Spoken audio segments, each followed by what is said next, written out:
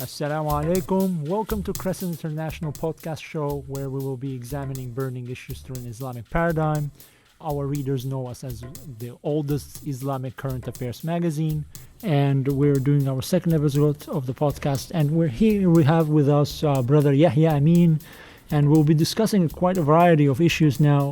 We'll be talking about Confucianism, Buddhism, how it's seen in Western academia. We'll look at U.S.-China relationship today, and of course the ongoing electoral process, or one would have to say a selection process in the United States. So, Brother Yahya, go ahead. The floor is yours. Assalamu alaikum. My name is Yahya Amin. I study Islamic philosophy, Chinese philosophy, and how the Chinese Muslims adopted Confucianism and expressed Islam in Confucian language. That's a mouthful. Okay. Now, why are you interested in Confucianism? Like, is it because it's in some way similar to Islam? Yeah, it's very similar to Islam. When I started studying Islam, I got introduced to Sufism, Islamic philosophy, and Confucianism all at the same time. And it all kind of seemed to form a whole for me. And part of that is also discovering the Chinese Muslims, who were Confucian and were Sufi. Okay, well, what's the interrelationship between Confucianism and Islam? How are they similar in terms of the worldview and so on? Okay. In Islam, what do we have? Prophets. Yes? Our entire religion springs from these prophets and their relationship to God and how they got the revelation and interpreted it. For the Chinese, on the other hand, for the Confucians, I should say, they have sages and sage kings. These sage kings, just like the prophets, had a relationship with God and also were just exemplary moral people, just like Muslims believe the prophets were too, but more a focus on that moral aspect of things. They developed rituals to organize society, and Confucianism started off as a group of experts who knew these rituals inside out and went state to state to spread them and make sure that the kings followed them, and then developed a moral philosophy based on them. So what's their moral philosophy? Like, does it have any basis of tawheed? Yes, it does. So they believe in a god like we do, sometimes anthropomorphized, sometimes made more of a force of nature. They call him Tien, or heaven. Heaven chooses the right ruler and gives them the mandate of heaven. In order to keep up with that mandate, the ruler has to be moral and help his people develop, help the culture develop, and the Confucians developed a set of moral rules and philosophies to support that. Okay. Now, once in our conversation, you mentioned that in Western academia likes to promote Buddhism, but not so much Confucianism. Why is that? Oh, Confucianism is moralistic. It's not considered as mystical as Buddhism. And on the other hand, Buddhism, it seems to fill in a role for a lot of Westerners. It brings magic where magic has left in Western thought, in Christianity with the coming of the Reformation, with Enlightenment thought and rationalization. It brings in an element of mysticism, and honestly, it's exoticized. Now, why is it exoticized? Like, is it exoticized, do you think, because it does not conform to the idea of organized religion, because the Western worldview wants to move away from that? Yes, in a sense, that's part of it. You have a bunch of spiritual but not religious people. I think they call themselves nuns, Nones. They take to Buddhism, not all aspects of it, but the aspects that are mystical, that are health conscious. One of the big products of Buddhism in the West is transcendental meditation, which is used in a lot of businesses to keep workers steady and mentally fulfilled. you have a lot of this coming out of Buddhism. Well, why not in Confucianism? They don't have that in Confucianism? I mean, Confucianism is a lot more moralistic. Now, Confucianism does respond to Buddhism and adopts aspects of that. It adopts meditation the way Buddhists do. Many other scholars would disagree, but I see a lot of mystical aspects in Confucianism, even in early Confucianism, before Buddhism came around. But it's just not as attractive as Buddhism. For whatever reason, its legacy of being synonymous with East Asian culture, its legacy of learning and studying and tough moral cultivation, that could be a factor. Is that because it has, from what I read, Confucianism almost has its own kind of a Sharia? Yes. What does that? How is that? So that's the ritual of the Sage Kings. That's the rituals. What's the Sage Kings? The Sage Kings are like for us, the prophet-like figures.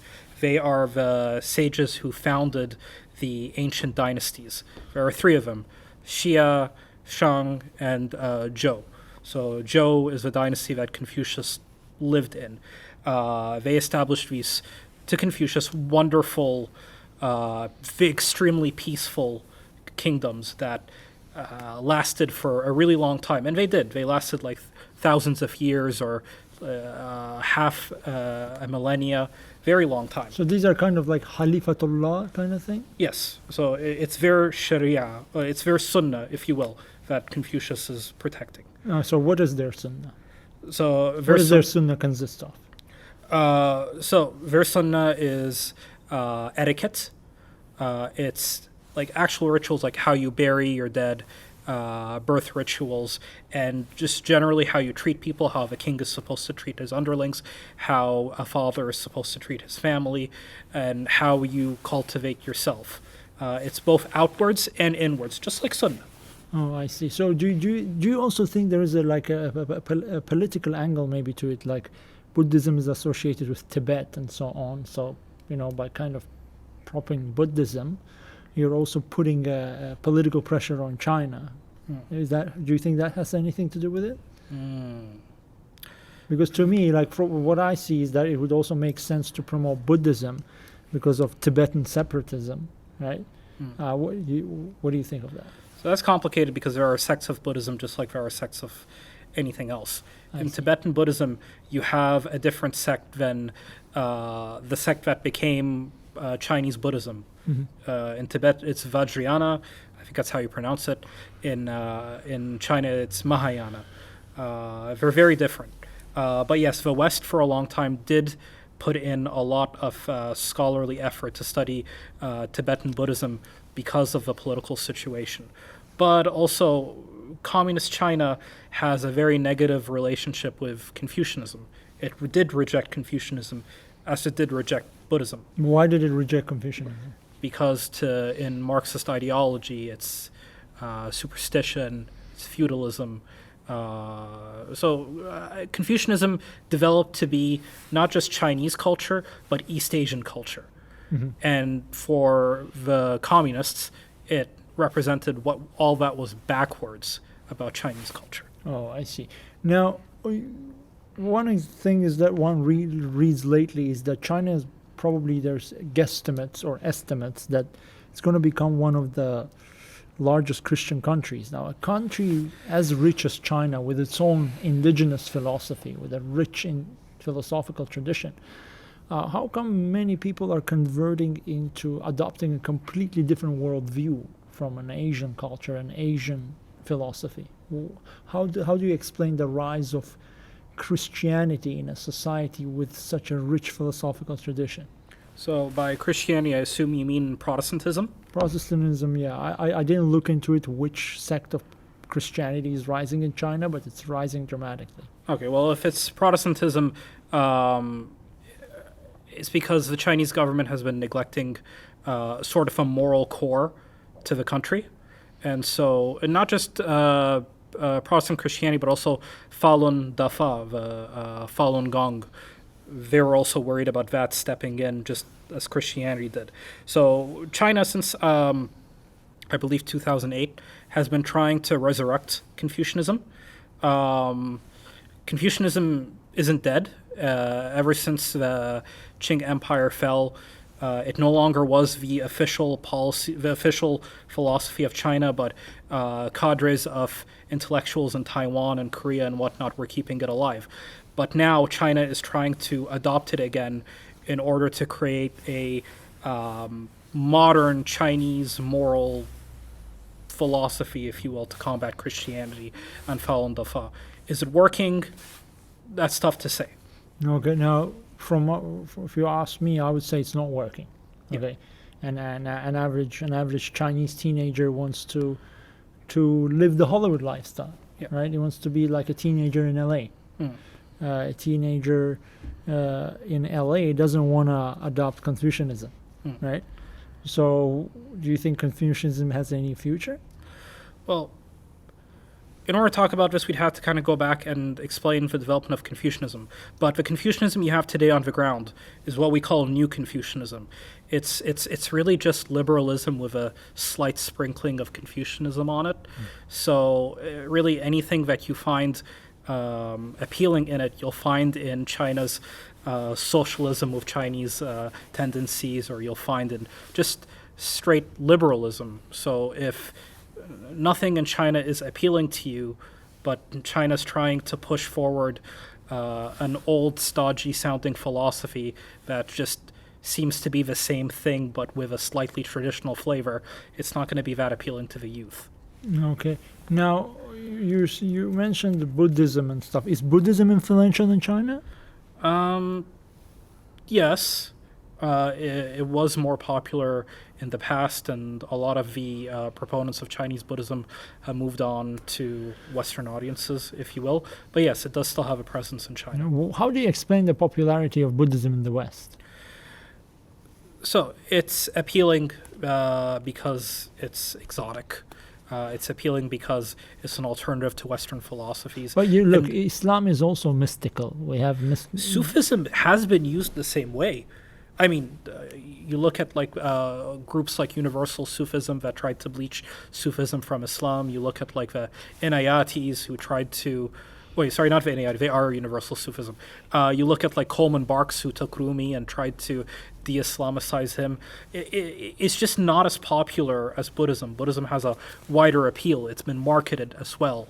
It's been used by atheists to promote like a secularized atheistic Buddhism. It's been used by the hippies to propose ideas like free love and just a general reaction to conservatism in the 50s and 60s. Now, It's complicated. You mentioned the de-Islamicized Rumi. Can you explain that?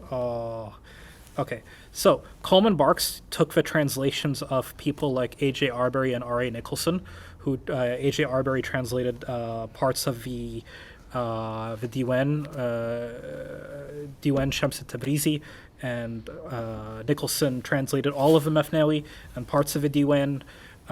He would take their poetry, he would retranslate it, and just basically take out elements of God, take out elements that specifically point to the Sharia, and just kind of make a more American, bland, poetic reinterpretation of it. Oh, I see. And why do you think they did that? Just to move kind of from an organized religion? Yeah, I mean, like, you go on YouTube and you search translations of Rumi being read, and you'll come across a lot of comments saying, "What, Rumi's Muslim?" And that's really fascinating to me. I see. Why do you think that there's in contemporary Western worldview they have such a problem with an organized religion? Is it because they themselves had a negative experience with organized religion in Europe? Well, I mean, the Enlightenment and the Counter-Reformation kind of changed what religion was in Europe. Matter of fact, that's where the word religion comes from. It comes from the Counter-Reformation. Christianity has been bleached of all its mystical elements, or at least it's been relegated to covenants and monasteries. So when Europe started to colonize outward into the Middle East, into East Asia, into South Asia, it got a taste of what it lost. I see. But at the same time, it's stuck in that rational Enlightenment thinking.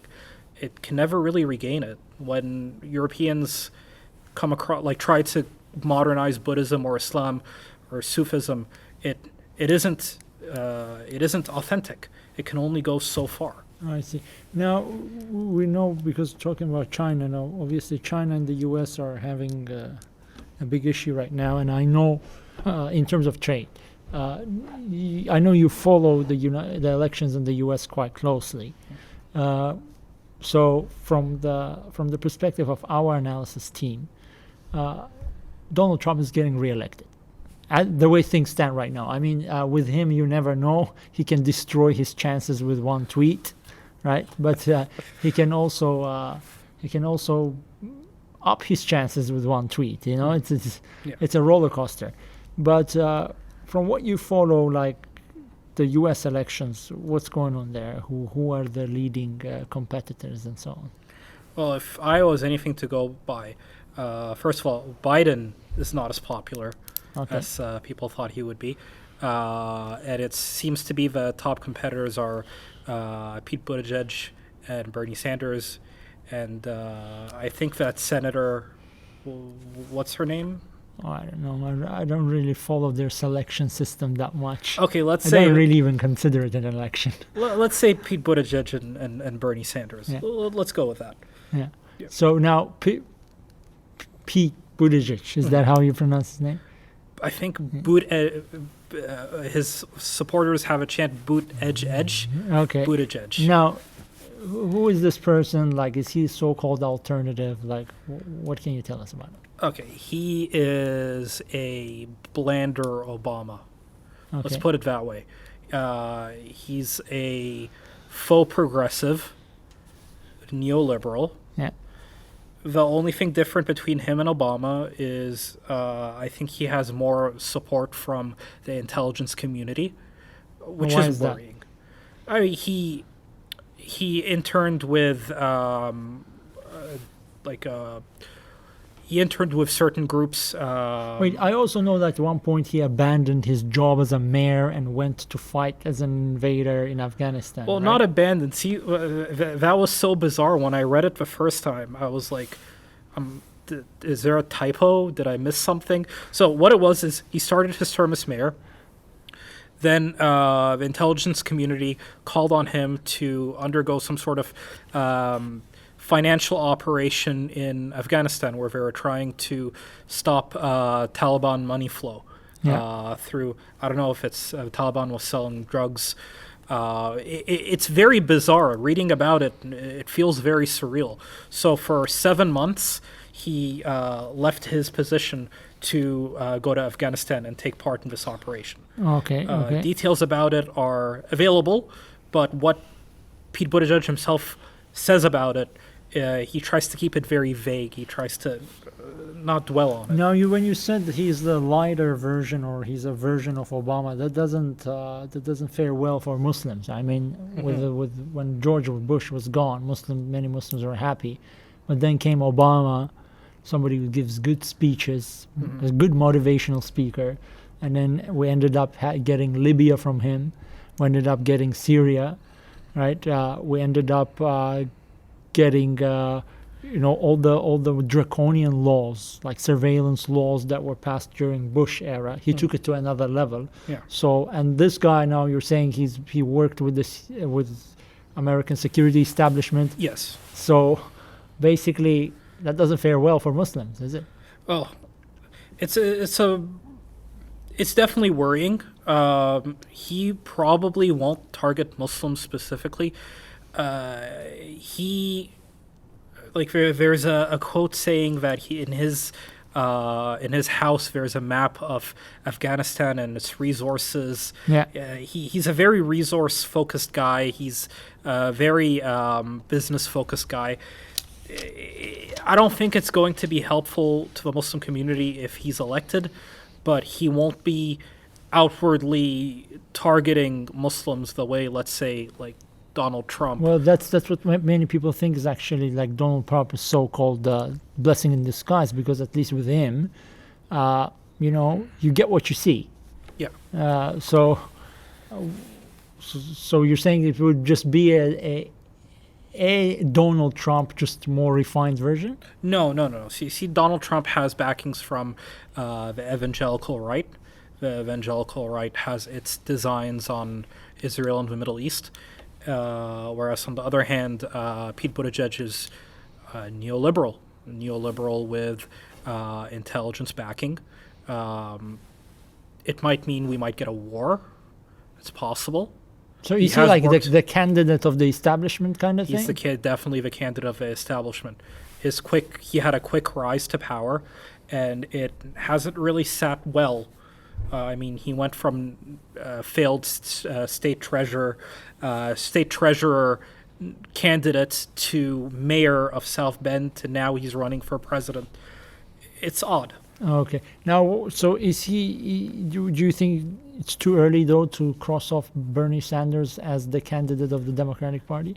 I hope so, but I have my reservations. Okay, what do you mean?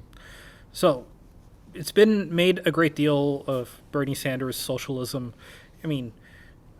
Socialists will argue that he's not really a socialist, he's a social democrat, but America has always been very uncomfortable with the left, both in its foreign policy and at home. So it's worrying. The track record of the DNC rejecting Bernie is very evident. We all remember what happened 4 years ago. And it seems like with what happened in Iowa, it might happen again. Okay, now, with Bernie Sanders, like, do you think he's a genuine candidate, or he's also just a part of the system, a face of the system? So I've heard Muslims arguing that they're scared of that. They're genuinely scared of him being more of the same. These are all election promises. But I think Bernie Sanders has a good track record. He's been saying the same thing since he was an independent, since before 9/11. That's consistent. Okay, so you're saying because he had these views for a very long time, so he's less likely to change? Yeah. Okay. Yes. Now, in terms of American elections and Donald Trump getting reelected, what do you think if he gets reelected? What's to expect in his second term? I actually want to know, what do you think? I'd like to know that. From our perspective is that he is right now, he's constrained by the idea that he doesn't want to become a one-term president in the first few decades. Donald Trump is all about ego. He functions outside of sort of normative politics thinking.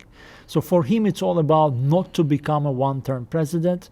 So right now, he's just trying to make sure that he plays the game right to get reelected. Once he gets reelected, his second term will be a lot more reckless. Why? Because he knows there's no third term, so he just won't care. We have a person who's very ignorant of the way international relations work, the way state functions. Right? He views state as a real estate company. He has a very transactional worldview. A very shallow worldview. So once he gets reelected, he won't be constrained by his ego anymore, because right now all that's constraining him is his ego. He doesn't want to lose the election. That's all he cares about. He has very narrow. He doesn't have any sort of program, a strategic vision, or something like that. That's what I think. What do you think of my assessment? I agree with you, but for me, the question is Mike Pence. Okay. See, it's Mike Pence is more active than your average vice president. Yeah. And Donald Trump, when he got elected, he made that very well known. Mike Pence was one of the people responsible for the assassination of Qasem Soleimani. I think it's a mix of both. Donald Trump is the bully. He's the bull. He is the destructive one. Mike Pence is the one who's trying to make the moves for the party, the moves for the evangelical supporters. It's Mike Pence that I'm more worried about, if I'm going to be honest. Why? Well, is it because what I'm getting from you is that what I'm filtering through is that it's basically Trump, but a more smarter version of Trump, which is more dangerous. Yeah. Trump is a front. Trump is like a good distraction to what's going on behind the surface. All the pandering to the Christian right. That's what worries me. And let's see if how things unfold for the election. Right now, everybody's focused on the Democratic side, but let's see after the Democratic side ends. After the Democratic nominees end, how Trump starts to behave. That'll show you the real indications of where it's going to go. Is he going to clean up his act? Is he going to be more boisterous? No, I don't think he's cleaning up anything. Well, not cleaning up his act, but being more filtered, basically. Okay. I mean, he won. Okay, how about this? He won the not won, but he was acquitted in the impeachment. Uh-huh. So how did he act after that? Boisterous. Yeah. He threatened the people who came after him. It's very bizarre. Now, once the Democratic nomination ends, is that going to continue? That's a big question. Okay. Now, since we started with China, let's kind of end with China a little bit. Now, you know that United States and China are locked into this competition and so on. Even though from our perspective, yes, China is a rising power. It's a regional power, but in terms of overall, it's not a competitor. It's not a strategic competitor to the United States. Right? I've mentioned it earlier in the program. The Chinese society is willing to adapt the American worldview. The society of the United States is not interested in adapting Chinese worldview. So, how will China-U.S. rivalry play out? Like, where is that going? Are they genuine rivals, or they're just because China is a capitalist country essentially today, right? Yeah. With some sprinkles of communism. So, are they genuine rivals? Where's that rivalry going? Well, the liberalization of China is also contributing to its efforts at, I guess, neocolonialism around the world, and I think that's China's strategy. It's tapping into the markets that America's avoiding, Africa, South Asia, other parts of Southeast Asia and East Asia. It's. Sorry, can you ask again? Sorry. Are they genuine rival? Is China and the United States genuine rivals? That's yes, what I meant. I genuinely think so. On a military level, I do think that if war ever broke out, it would be absolutely disastrous. I don't know. Well, do you know the numbers? Who owns more nuclear weapons, No. China or Russia? I don't know, but I don't think nuclear weapons play any role in today's statecraft. Fair enough, but they've mastered cyber warfare just as the Russians have. Their foreign policy is very different when it comes to economic trade. They're trying their new Silk Road initiative. It's been going on for a few years now. I do genuinely think they are an economic rival.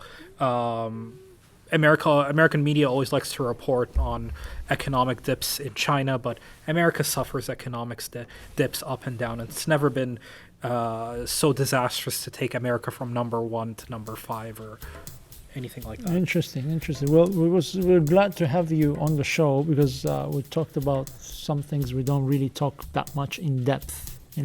China, communism, U.S. elections. Thank you for giving us a general overview, and hope our audience enjoyed it. Thank you very much.